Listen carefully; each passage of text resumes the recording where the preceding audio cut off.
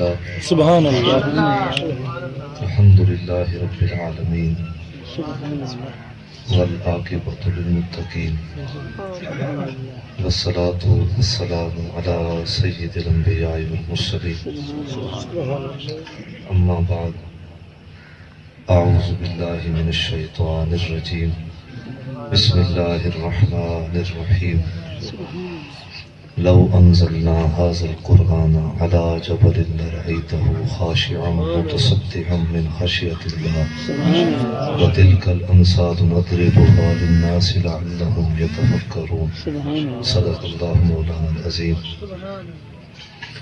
قال الله تبارك وتعالى في شان حبيبه ومحبوبه مخبرا وآمرا إن الله وملائكته يصلون على النبي يا أيها الذين آمنوا صلوا عليه وسلموا تسليما اللهم صل على سيدنا ومولانا محمد النبي الأمي وعلى آله وأصحابه وبارك وسلم الصلاة والسلام عليك يا سيدي يا رسول الله الصلاة والسلام عليك يا سيدي يا حبيب الله يا رسول الله انظر حالنا يا حبيب الله اسمع قالنا إنني في بحر غم مغرق خذ يدي ساهل لنا أشغالنا يا صاحب الجمال ويا سيد البشر من وجهك المنير لقد نفر القمر لا يمكن الثناء كما كان حقه بعد از خدا بزرگ تو ہی قصہ مختصر واجب الاحترام عزت و تکریم مسند اسٹیج پہ تشریف فرما مقتدر علماء اہل سنت واجب الاحترام احباب محفل حاضرین محفل معززین علاقہ عوام اہل سنت السلام علیکم ورحمۃ اللہ وبرکاتہ۔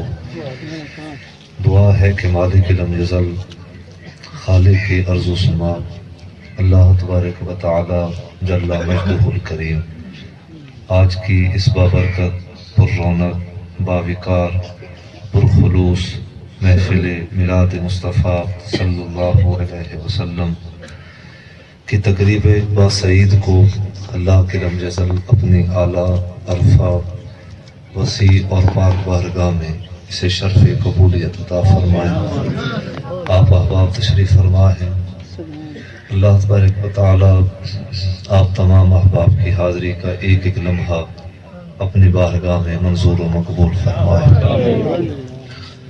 آج کے جلسہ کے بانی برادران مکرم حضرت علامہ مولانا قاری محمد رمضان خورشیدی صاحب دامت برکاتہم عالیہ و دیگر اس جامعہ کی منتظمین متعلقین معاونین، دعا ہے کہ اللہ تبارک و تعالی اس محفل پاک کو آج کے جلسہ کو انتظام و انصرام کو اللہ اپنے بارگاہ میں منظور و مقبول فرمائے۔ سب سے پہلے وہ بچے خوش نصیب جنہیں دستار فضیلت کا شرف آج حاصل ہوگا مبارکباد کے مستحق ہیں۔ اللہ تبارک و تعالی قرآن کے صدقے قرآن کی عظمت کے صدقے اللہ ان کے سینوں کو کشادگی نصیب فرمائے، یہ دین کے محافظ بنے، یہ دین کے خدمت گزار بنے اور یہ دین کے سپاہی بنے۔ دعا ہے کہ اللہ تبارک و تعالی انہیں دین کی محبت سے آراستہ فرمائے۔ آج کی گفتگو کا جو خاص موضوع ہے وہ فضیلت قرآن ہے۔ بندہ ناچیز نے چند باتیں قرآن اور صحب قرآن کی عظمت پہ بندہ ناچیز نے گفتگو آپ سے عرض کرنی ہے۔ دعا ہے کہ اللہ تبارک و تعالی میری زبان پہ کلمت الحق جاری فرمائے۔ قرآن نے صحب قرآن کی شان بتائی، صحب قرآن نے قرآن کی شان بتائی۔ سبحان اللہ۔ قرآن کا تعارف میرے نبی نے کروایا اور قرآن نے میرے نبی کا تعارف کروایا، تو گویا قرآن آقا کریم صلی اللہ علیہ وسلم کی تعریف و توصیف کا نام ہے اور اور آقا کریم صلی اللہ علیہ وسلم نے اپنی زبان نبوت سے قرآن کی تعریف و مدح حضور نے ارشاد فرمائی۔ آقا کریم صلی اللہ علیہ وسلم قرآن کو جس انداز سے پڑھتے اور سنتے، حضور جب تلاوت فرماتے تو چشمان نبوت میں آنسو آ جاتے۔ فَكَيْفَ إِذَا جِئْنَا مِن كُلِّ أُمَّةٍ بِشَهِيدٍ، آیت کریمہ حضور نے سنی تو آنکھوں میں آنسو آ گئے۔ یہ حضور نبی رحمت صلی اللہ علیہ وسلم کی محبت ہے قرآن کے ساتھ، اور ویسے قرآن کا ادب اور حق بھی یہی ہے کہ قرآن کو ادب کے ساتھ اور خاموشی کے ساتھ سنا جائے۔ آقا کریم صلی اللہ علیہ وسلم قرآن اس انداز سے پڑھتے، اصحاب علیہم رضوان فرماتے ہیں کہ اتنی توجہ کے ساتھ حضور آقا کریم صلی اللہ علیہ وسلم ہم سے قرآن سنتے، اتنی توجہ کے ساتھ اور کوئی بات ہماری سرکار نہ سنتے جتنی توجہ کے ساتھ قرآن اللہ کے نبی ہم سے سنتے۔ اصحاب صفا کہ جتنے بھی اصحاب ہیں، آقا کریم صلی اللہ علیہ وسلم ان سے قرآن سنا کرتے۔ حضرت ابو ہریرہ رضی اللہ تعالی عنہ فرماتے ہیں کہ رمضان مبارک کے اندر خاص اہتمام کیا جاتا، اور حضور ارشاد فرماتے کہ میرے اصحاب مجھے آ کے قرآن سناؤ۔ ایک حدیث پاک کا مفہوم ہے کہ نبی کریم صلی اللہ علیہ وسلم اپنے حجرات نبوت سے باہر نکلے، اصحاب علیہم رضوان قرآن کی تلاوت کر رہے تھے، ایک دوسرے کو قرآن سنا رہے تھے۔ عام طور پہ اسے دورہ کہا جاتا ہے، قرآن کو پڑھنا، پھر ایک سنے اور دوسرا سنے اور پھر دوسرا پڑھے۔ اصحاب علیہم رضوان اس کیفیت کے اندر، خوبصورت حالت کے اندر، کیفیت کے اندر جو ہے وہ محو مصروف تھے۔ سرکار تشریف فرما ہوئے اپنے حجرات نبوت سے، آقا کریم صلی اللہ علیہ وسلم نے آ کے اپنے اصحاب سے ارشاد فرمایا کہ ابھی جبرائیل امین علیہ السلام آ کے حاضر خدمت ہوئے۔ انہوں نے عرض کیا، محبوب آپ کے اصحاب کے اس عمل کو اللہ پسند بھی فرما رہا ہے اور فرشتوں میں ارشاد بھی فرما رہا ہے، دیکھو میرے نبی کے اصحاب کتنی خوبصورتی کے ساتھ میرے کلام کو پڑھ رہے ہیں۔ میرے نبی کے اصحاب کس محبت کے ساتھ، کس حسن ادائیگی کے ساتھ اور کس خاص جو ہے وہ رنگ کے ساتھ اللہ کے کلام کی تلاوت کر رہے ہیں۔ تو قرآن کا ادب یہ ہے کہ اسے محبت کے ساتھ، ادب کے ساتھ تو وضو ہو کے نہایت ہی خشوع اور خضوع کے ساتھ پڑھا جائے۔ آپ جانتے ہیں یہ حدیث بخاری ہے، آقا کریم صلی اللہ علیہ وسلم نے ارشاد فرمایا کہ امام جب قرات کرے اور جرحی نماز یعنی کہ مغرب کی، فجر کی، عشاء کی نماز، یہ ہماری جرحی نمازیں ہیں، تلاوت بآواز بلند حضرات امام صاحبان کرتے ہیں اور جو مقتدی ہوتے ہیں وہ سنتے ہیں۔ حضور نے ارشاد فرمایا کہ نیت کرنے کے بعد مقتدی خاموش ہو کے امام کی تلاوت سنے، یعنی کہ ثنا بھی نہ پڑھے۔ اگر تکبیر یعنی کہ امام کی خاموشی سے پہلے پہنچ جائے مقتدی تو پھر ثنا پڑھ لے۔ مگر نے ارشاد فرمایا کہ اگر امام قرآن کی تلاوت کر رہا ہے، سورت فاتحہ پڑھ رہا ہے یا پھر آگے کوئی اور سورت ملا کے تلاوت فرما رہا ہے، فرمایا کہ مقتدی خاموش رہ کے توجہ کے ساتھ قرآن سنے۔ اور یہی حکم اللہ تبارک و تعالیٰ کا، فرمایا کہ توجہ کے ساتھ قرآن سنو تاکہ اللہ کی رحمت تمہیں نصیب ہو سکے۔ یہ قرآن ہمیں درس دے رہا ہے۔ تو قرآن کا ایک ادب یہ ہے کہ پڑھیں اس خشوع اور خضوع کے ساتھ۔ اور آقا کریم صلی اللہ علیہ وسلم نے ایک موقع ارشاد فرمایا کہ جس بندے کا یہ ارادہ ہو کہ میں اپنے رب سے بات کروں تو فرمایا کہ وہ نماز پڑھ لے، تو جس کا یہ ارادہ ہو کہ میرا رب مجھ سے بات کرے وہ قرآن کھول کے پڑھ لے۔ آپ جملے کا وزن کریں کہ بلا بڑے دنا لوگ ہیں، جس کا دل کرے کہ میں اپنے رب سے کلام کروں، نیت کر کے نماز کے لیے کھڑا ہو جائے۔ تو جس کا ارادہ ہو کہ میرا رب مجھ سے بات کرے، وضو کر کے قرآن کھول کے بیٹھ جائے، تو یوں تصور کرے، اس حقیقت میں وہ مبتلا ہو جائے کہ میرا رب مجھ سے کلام کر رہا ہے، میں اپنے رب سے کلام کر رہا ہوں۔ تو قرآن ایک ایسی بابرکت مقدس منزلہ کلام ہے، اس کے ذریعے سے پچھلے صحیفوں کی تصدیق ہوئی، اس کے ذریعے سے پچھلے صحیفوں کی تصدیق ہوئی۔ مکتوباً عندہم فی التوراۃ والانجیل، یہ پچھلے صحیفوں کی تصدیق ہے۔ تو آقا کریم صلی اللہ علیہ وسلم نے جس طرح قرآن کی فضیلت حضور نے بیان فرمائی، اس میں ایک حدیث سماعت فرما دیں۔ ویسے زمانے رسول کے اندر جب قرآن کا سلسلہ شروع ہوا، وحی کے ذریعے حضور پہ قرآن سلسلہ در سلسلہ نازل ہوتا رہا۔ بہت ساری آیتیں مکی دور کے اندر، پھر بہت ساری آیتیں مدنی دور کے اندر نازل ہوتی رہی۔ اب جملہ سماعت فرمائیں۔ قرآن اپنے دامن کے ساتھ یہ تاثیر رکھتا ہے، یہ اعجاز رکھتا ہے کہ قرآن کے ذریعے سے بھی اللہ نے لوگوں کو ہدایت عطا فرمائی ہے۔ صاحب قرآن کے ذریعے سے بھی ہدایت ملی ہے۔ آپ توجہ فرما دیں تو جملہ سن لیں۔ صاحب قرآن بھی لوگوں کے لیے ہدایت کا سما بنے ہیں۔ صاحب قرآن اللہ کے نبی بھی لوگوں کے لیے ہدایت کا ذریعہ بنے ہیں، سبب بنے ہیں۔ قرآن بھی لوگوں کے لیے ہدایت کا ذریعہ بنا ہے۔ وہ آپ نے حدیث سنی ہوگی، جب جبیر بن مطعم حضور کی خدمت میں حاضر ہوا، بدر کے مشرکین کو چھڑوانے کی غرض سے آیا تھا۔ حدیث بخاری آیا تو مغرب کی نماز کا ویلہ تھا۔ سرکار مسجد نبوی کے اندر حضور نماز مغرب فرما رہے ہیں، ادا کر رہے ہیں، تلاوت ہو رہی تھی، اور جبیر بن مطعم کہتے ہیں کہ اسی الفاظ پہ جب حضور پہنچے نا، اِنَّا عَذَابَ رَبِّكَ لَوَاقِعٌ مَا لَهُ مِن دَافِعٍ یوم تمور السماء مورا وتصیر الجبال سیرا۔ فرماتے ہیں کہ میں مسجد نبوی کے دروازے پہ کھڑا قرآن کی تلاوت سن رہا تھا۔ نبی رحمت صلی اللہ علیہ وسلم نماز مکمل فرمائے، میں حضور کی خدمت میں حاضر ہوا۔ سرکار نے ارشاد فرمایا، جبیر بن مطعم خیریت سے آنا ہوا؟ میں نے عرض کیا، بندہ نواز میں کچھ حاجت لے کے آیا تھا۔ حاجت عرض کی، سوال تھا کہ حضور بدر کے اندر جتنے بھی میرے قبیلے کے لوگ قیدی ہوئے ہیں، آپ رحمت للعالمین ذات، محسن انسانیت ذات، آپ ان کے لیے رہائی کا حکم ارشاد فرمائیں۔ اب یہ ان کا سوال تھا۔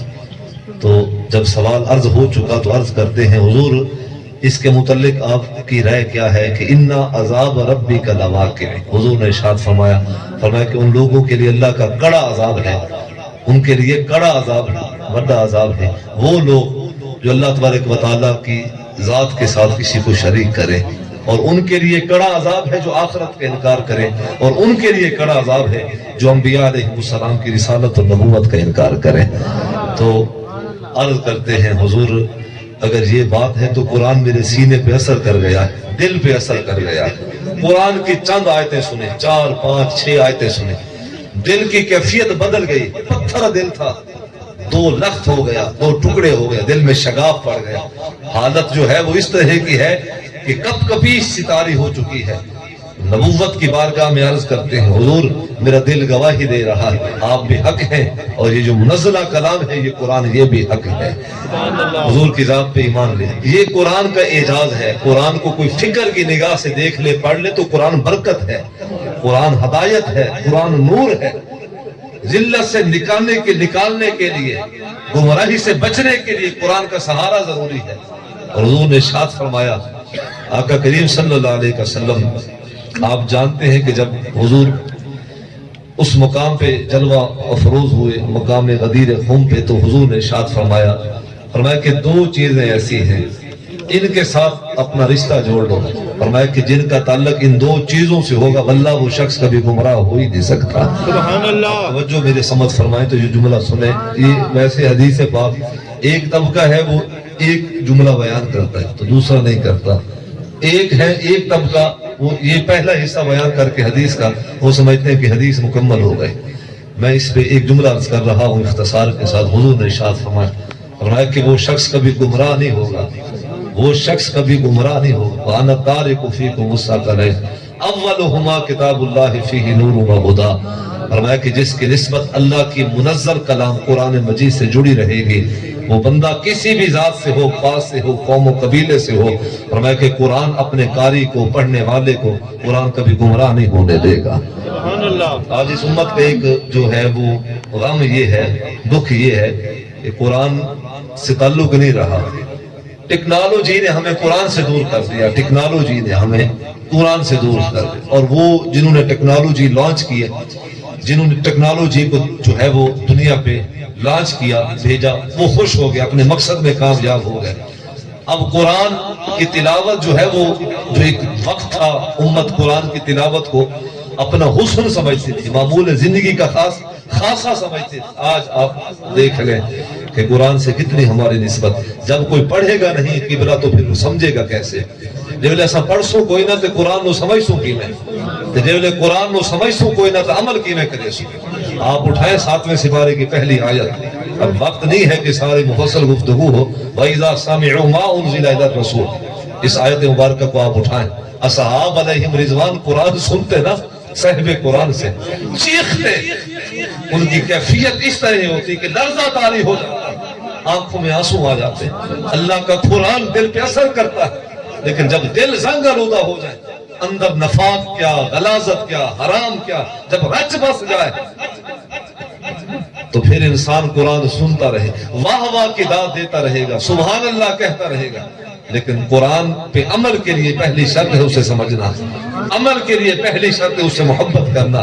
تو اصحاب علیہم رضوان کی عادت خاصہ ہوتی، اللہ اکبر، قرآن کو سنتے تو آنکھوں میں آنسو آ جاتے، اور اللہ تبارک و تعالیٰ نے ان کی اس عادت کو اللہ نے قرآن میں بیان فرمایا کہ وہی تو لوگ ہیں جنہیں اللہ نے معرفت عطا فرمائی، مما عرفوا من الحق، وہی لوگ تو ہیں جنہیں اللہ نے معرفت عطا فرمایا، جن کے دل اتنے اللہ اکبر اللہ کی یاد میں اتنے جو ہے وہ نرم ہو چکے ہیں، کلیجہ اتنا جو ہے وہ اللہ اکبر سونا ہو چکا ہے کہ کلام سنتے ہیں تو سیدھا ان کے سینے پہ دل پہ اثر کرتا ہے اللہ کا کلام۔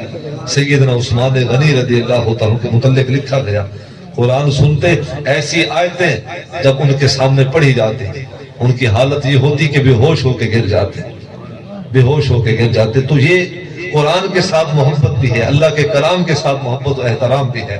تو حضور نے ارشاد فرمایا وہ شخص کبھی گمراہ نہیں ہوگا جس کی نسبت اللہ تبارک و تعالیٰ کی بابرکت اور مقدس اور منزلہ کلام قرآن مجید سے ہوگی۔ پھر ارشاد فرمایا ثم قال واہل بیتہ، فرمایا کہ قرآن پڑھنے والا بھی گمراہ نہیں ہوگا، سمجھنے والا بھی گمراہ نہیں ہوگا، عمل والا بھی گمراہ نہیں ہوگا، اور جس کی نسبت نبی کی مقدس گھرانے سے ہوگی وہ بندہ بھی کبھی گمراہ نہیں ہوگا۔ قرآن سے تعلق جوڑے، نبی کی آل سے بھی تعلق جوڑے، نبی کی آل و صحاب سے بھی تعلق جوڑے، قرآن سے بھی تعلق جوڑے۔ اب آئیں قرآن کی فضیلت کے عنوان سے ایک اور بات سماعت فرمائیں، بڑی معروف بات ہے، ویسے یہ حدیث کا پہلو ہے۔ حضرت سیدنا عمر فاروق رضی اللہ تعالیٰ عنہ اسلام لانے سے قبل آپ جانتے ہیں اسلام کے سخت ترین دشمن تھے، اور ان کے متعلق سرکار نے اللہ کی بارگاہ میں دعا مانگی، اے اللہ اسلام کی خاطر اور اسلام کی جو ہے وہ نشو و نما کے لیے، ابلاغ اسلامیہ کے لیے، اے اللہ عمر جیسا جلیل شخص تو ہمیں عطا فرما۔ سرکار کی دعا مکمل ہوئی، اللہ اکبر، عام بندہ دعا مانگے، مجھ جیسا خاک سار دعا مانگے، اللہ اس کی رد نہ کرے۔ جب نبیوں کے نبی دعا کے لیے ہاتھ اٹھاتے ہوں گے تو اس دعا کی عظمت کا عالم کیا ہوگا۔ آقا کریم صلی اللہ علیہ وسلم کی دعا مکمل ہوئی تو اسماء بنت خطاب کہتی ہیں، ان کی ہمشیرہ محترمہ کہتے ہیں کہ سورۃ طٰہٰ کی تلاوت ہو رہی ہے، طٰہٰ ما انزلنا علیک القرآن لتشقیٰ الا تذکرۃ لمن یخشیٰ، اس کی پہلی 8 آیتیں یا 7 آیتیں حضرت عمر رضی اللہ تعالیٰ نے سنی اسلام لانے سے پہلے، تو دروازے کے چلمن کے اوڑ کھڑے ہو کے قرآن کو سنتے رہے، تلاوت مکمل ہوئی۔ اب دل کی کیفیت بدل چکی، تلوار رکھی، بہن سے کہا کہ مجھے اپنے نبی کی بارگاہ میں لے کے چلو۔ بہن نے اپنے خامد سے کہا، خامد ساتھ ملا ہے، ساتھ شامل ہوئے، حضور کی خدمت نبوت میں حاضر ہو۔ سرکار مطاف کے اندر تشریف فرمائے، صحن حرم کے اندر جلوہ افروز حضرت امیر حمزہ رضی اللہ تعالیٰ نے دیکھا یا کسی اور صحابی رسول نے دیکھا تو کہا کہ عمر اگر ارادہ چنگا لے کے آئے ہو تو امان دیں گے، اگر ارادہ چنگا لے کے نہیں آئے تو پھر یاد رکھنا ہم حضور نبی رحمت صلی اللہ علیہ وسلم کی جان کی حفاظت، ہم اپنے ایمان کی حفاظت سمجھتے ہیں۔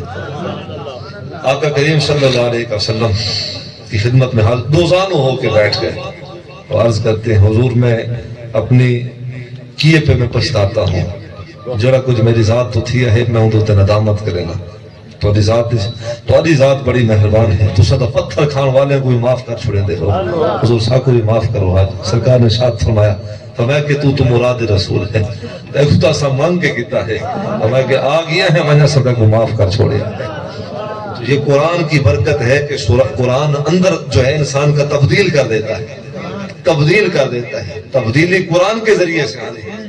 اگر نظام کی تبدیلی چاہیے تو پھر نافذ بھی تو قرآن ہونا، تو اگر چاہتے ہیں کہ تبدیلی آئے اور حالات بہتر ہوں میاں حالات میں بہتر کوئی نہ تھی سنجی میں ایسا باتیں کریں دے حالات بہتری کے لیے اللہ اکبر تب ہوں گے جب اللہ کے نظام پہ ہم چلیں گے، اس کے قانون کو ہم اپنا جو ہے اپنے حیات زندگی سمجھیں گے۔ آقا کریم صلی اللہ علیہ وسلم نے اس قرآن کے متعلق حضور نے ارشاد فرمایا کہ 4 بندے ایسے ہیں جن کی طلب جنت کرتی ہے، ان 4 بندوں میں سے ایک شخص تالی القرآن، فرمایا کہ قرآن پڑھن والا ایڈا خوش نصیب ہے جنت بھی اللہ دی بارگاہ سوال کریں دی ہے، اے اللہ یہ کو ساری جنت دا مہمان تا بناوے۔ یہ قرآن کی برکت ہے، اور اصحاب علیہم الرضوان کا یہ خاص معمول خاصہ ہوتا قرآن کی تلاوت، بلکہ آقا کریم صلی اللہ علیہ وسلم سے عرض کیا گیا کہ حضور جب من اضطراب میں ہو، پریشان ہو تو کیا کریں؟ حضور نے ارشاد فرمایا اللہ کا ذکر کرو۔ پھر عرض کیا گیا کہ حضور ذکر سب سے بہتر ذکر کیا ہے؟ ایک تو آپ نے سنا ہے نا علماء سے کہ افضل الذکر، حضور نے ارشاد فرمایا کہ اللہ اکبر تطمئن القلوب، دلوں کو سکون دینے والی شے اللہ کا ذکر ہے۔ اور پھر ارشاد فرمایا قرآن سے بڑھ کے کوئی اور ذکر ہے ہی کوئی، قرآن سے بڑھ کے اور ذکر کوئی، سب تو بڑا تویز ہی ہے سکون قلب واسطے، سکون روح دے واسطے، زندگی دی ٹینشنہ مقامن واسطے سب تو بڑا تویز ہی ہے، سب تو بڑا پھول ہی ہے، سب تو بڑا دھاگا ہی ہے جی کو اپنے گلے دے وچ پا جاتا۔ تو سکون ہی سکون ہوگا اللہ کے ذکر کے ساتھ جڑتا، قرآن کے ساتھ جڑتا۔ تو یہ قرآن ایسی بابرکت اور مبارک، شفا بھی ہے، نور بھی ہے، رحمت بھی ہے، برکت بھی ہے۔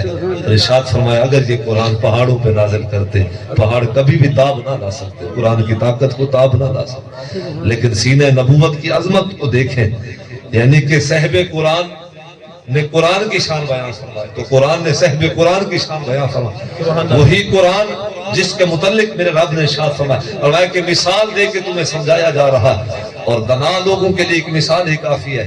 فرمایا کہ اگر پہاڑوں پہ نازل کرتے، پہاڑ کبھی بھی قرآن کی قوت و حیبت کو تاب نہ لا سکتے، لیکن اللہ اکبر وہ شرح صدور کتنا بابلند ہے، وہ شرح صدور حضور کا سینہ مبارکہ، الحمد کی الف سے لے کے والناس کی سین تک سارا قرآن حضور پہ نازل فرمایا گیا، اور سارا قرآن حضور نے پھر امت تک ارشاد فرما دیا۔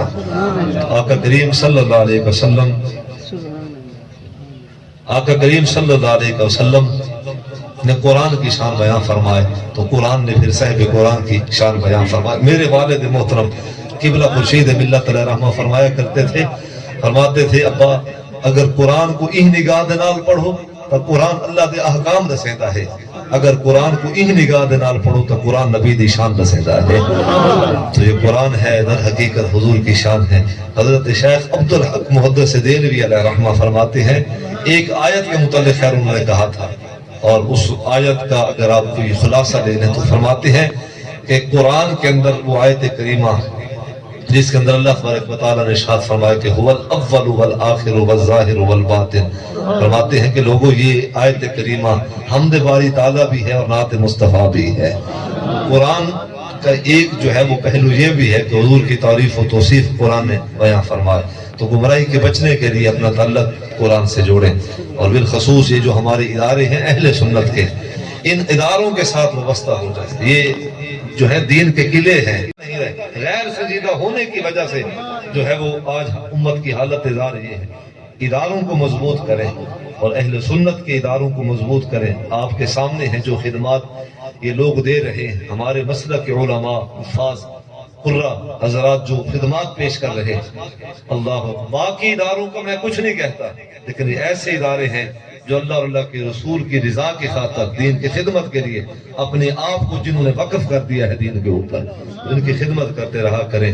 یہ قرآن کے خدمت گزار ہیں، ان کی خدمت حضور نے ارشاد فرمایا یا تو قرآن پڑھن والے بن ونو، یا تو قرآن دوتے، یا تو قرآن پڑھاؤن والے بن ونو، یا پڑھن والے بن ونو، یا فرمایا پھر ان کی خدمت کرنے والے بن جاؤ، یا پڑھ لو یا پھر پڑھاتے رہو، یا پھر ان کی خدمت گزاری میں آپ جو ہے وہ وقف ہو جاؤ۔ دعا ہے کہ اللہ تبارک و تعالیٰ اپنے پیارے حبیب علیہ السلام کے اللہ سچی محبت عطا فرمائے، قرآن کے ساتھ رشتہ جوڑیں، اور یہ ایسی منزلہ کلام ہے کہ حضور نے ارشاد فرمایا کہ ایسی یوں لٹکی ہوئی رسی ہے اندا ایک سرا اللہ دی بارگاہ دے وچ ہے تے جڑا بندہ اے چاہندا ہے کہ میرا رابط میرے رب دے نال جڑ بنے، میرا رابط میرے رب دے نال جڑ بنے، فرمایا کہ اللہ دی قرآن اللہ دی کلام دے نال اپنا تعلق جوڑ گئے اور یوں سمجھے کہ میرا تعلق میرے رب سے جڑ گیا ہے۔ اللہ تبارک و تعالی آج کی وزن کو، آج کی نشست کو کریم اپنی بارگاہ میں منظور مقبول فرمائے، کسی بھی پہلو سے اگر کوئی کمی بیشی ہوئی اللہ معاف فرما دے، اس ادارہ کو اللہ دن دگنی رات چگنی عزت و ترقی نصیب فرمائے، ادارہ کے جو بھی منتظمین ہیں، معاونین ہیں، متعلقین ہیں، اللہ جزائے کثیر نصیب فرمائے۔ آخر دعوانا الحمدللہ رب العالمین۔